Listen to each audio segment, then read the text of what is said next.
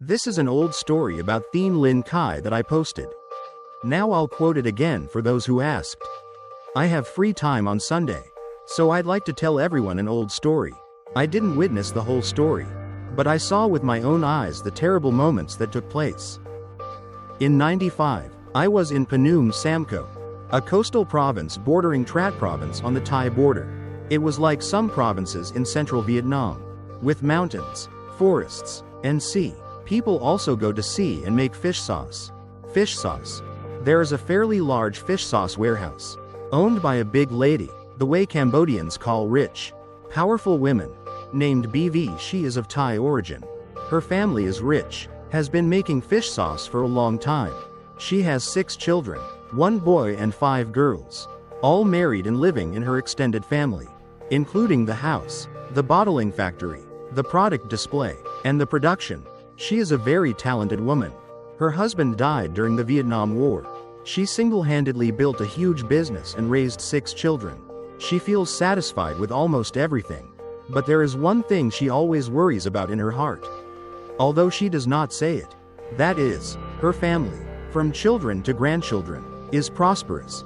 The son married 2 wives, had 5 children but still only girls. She went to pray, beg, to all the temples, shrines everywhere, to ask for a grandson. Finally she got her grandson. The boy was very handsome, with the same parents, but he was completely different from his sisters. He was white, red lips, slightly red hair. His name was JD. Looking at him, many people thought he was mixed race. He was handsome, smart, quick-witted. With him, she felt like she was several decades younger. She left all the work to her children, rested and went to temples, did charity work. She hired 2 maids just to serve her grandson from A to Z. The work of her extended family was getting smoother and better, until the terrible thing happened. Everything was as planned. She went to a ceremony and spread the good news in Khao Kong, several hundred kilometers away from home. Her son went to attend the inauguration ceremony of a new temple. The 2 maids were allowed to live with their family, so they hardly ever took time off work. But the day before, one of them was suddenly seriously injured by a very gentle cow and had to go to the hospital. And the other one, on the morning of the incident, suddenly had a seizure like epilepsy.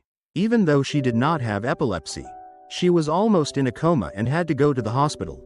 Everything was normal, as if nothing had happened, except that the boy JD, the eldest grandson, was absent. Later, when telling this story, many people wondered. Strangely, at that time almost no one cared about the boy, as if he didn't exist. Even the servants, workers, children, etc. in the house of nearly 100 people, when they didn't see JD, even his father thought he went to her house to play. The aunts thought he was home. The sisters thought he was playing somewhere, until the next day when the maid had a seizure and was discharged from the hospital and returned home to continue her job of taking care of the young master. JD was nowhere to be found. This woman took care of him since he was little, loved him like her own child. She suddenly cried and ran everywhere looking for him. Everyone suddenly woke up. Normally, JD would never be absent for 1 o'clock without anyone knowing. But this time, from the morning of the previous day until noon the next day, work stopped. Everyone went out to look for him. Mrs. Big also rushed back as soon as she heard the news. With her was a monk from Patku Temple in Thailand. This was a rather strange monk, with a woman's body, but the spirit was a man. This person was quite skilled at suppressing evil spirits. When he and Mrs. Big returned home, just got out of the car and entered the yard, the monk immediately showed strange signs, sweating profusely. His face was pale, his eyes were red as if in pain. The monk walked to a very large and beautiful feng shui lake. In the middle was a precious stone as big as a tourist car, with beautiful blue and white veins. The monk looked at the stone for a long time. This is the feng shui stone that Mrs. Big bought and transported from Nepal, in the middle of the pond in the middle of the yard. The stone has a very beautiful color, is carved and polished very elaborately. Under the pond there are many fish. Elephant ear fish weighing 30/40ths of a kilogram.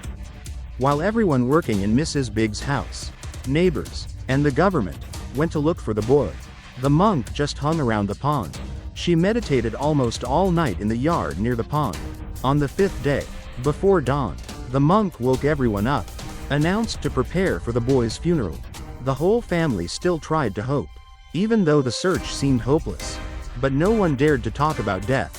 When hearing the monk speak, Mrs. Big ordered preparations, hanging mourning cloth, flags, and altars, until around 8 a.m. when Mrs. Big and the monk were directing the work. Suddenly a sparrow flew from somewhere, landed on the glass of water Mrs. Big was drinking and left on a silver tray near there. Many people saw it, chased it away so it wouldn't fly away. The monk stood up, called people down to the fermentation area, climbed up to check each condensation tank. When he reached the third tank, he saw the boy's body, decomposing with the fish sauce. Later through investigation, I found out the reason. He climbed up there to catch sparrows. I don't know why he got into the tank and suffocated. It became fish sauce. The story didn't stop there. After the boy's funeral, the monk and 4 disciples set up an altar for exactly 7 days of worship. That day I still remember clearly. At noon, exactly around 11:12 o'clock, I heard the news from the boy's brother. Whoever the big lady was playing with me called over. My 3 younger brothers and I drove a jeep to the place. Saw quite a lot of men. Even nearly 10 royal police were present in the yard. Women were not allowed to be there, except for the big lady and the monk. In total, there were nearly 30 people together going up to the altar floor in the big lady's mansion. I was allowed to go in to see what was happening. Until now, to be honest, I don't know what I saw that day. 5 or 6 men were shamans and 4 policemen, led by the monk, all of them reciting the sutra or something very loudly in Thai, Sanskrit, Khmer, and they rushed to the foot of the very large black ebony altar, together pressing and tying something. It looked like a human head but a bit bigger than a human head, with a lot of beard and hair, and was messy. Its eyes blinked continuously and rolled around when they wrapped it in red, yellow, black cloths. It was round like a ball, but I don't understand why people had a hard time keeping it. It stopped struggling. The monk kept covering it with a red cloth and pasting charms on it. It made a hissing sound, sniffing sound, just like a wild boar when caught in a trap. And it was terribly stench. The stench was indescribable. In Cambodia, Thailand, the government openly acknowledges mystical spiritual matters. The people are not like the Vietnamese people who mock or ridicule things related to spirituality. They acknowledge demons as a real entity and accept its coexistence. I don't know what I saw. What animal? I'm very haunted by it. Recently, when watching on YouTube, I saw a clip of something being captured that was almost identical to what I saw. They also had to struggle to hold it, and wrapped it in some cloths, pasted charms on it. Then the police took it somewhere. I don't know how they will deal with it. But in Cambodia I saw them take it into the forest, pile firewood and burn it for several days until only ashes remained dust. Later, Mr. Null Tro, the son of the big lady, told us that it was a kind of demon in the forest. It often stayed in caves with water, and practiced cultivation. It wanted to rely on the spiritual energy of the sacred stone returned from Nepal to add spiritual energy. It wanted to stay there. It would gradually kill the descendants of the family so that the family would gradually disappear. And it would stay there. This is the original story of Mr. Null. In Thailand and Cambodia, there is no shortage of haunted places like this. Everyone knows. Even the government has made warning signs in English that there is the presence of demons here to let everyone know. In Vietnam, if you go to the police station to report a demon, you will probably be arrested and tested for drugs. And the online community will be free to mock you harshly and ignorantly.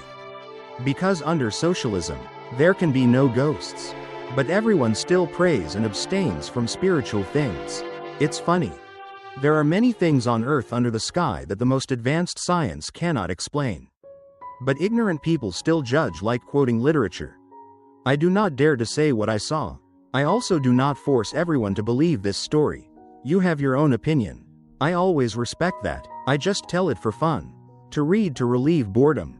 Believe it or not, I do not care about that. But if you want to curse me, please send a message to curse. Please do not curse on the page, making other people uncomfortable. Thank you for reading this far. Wish you a happy holiday.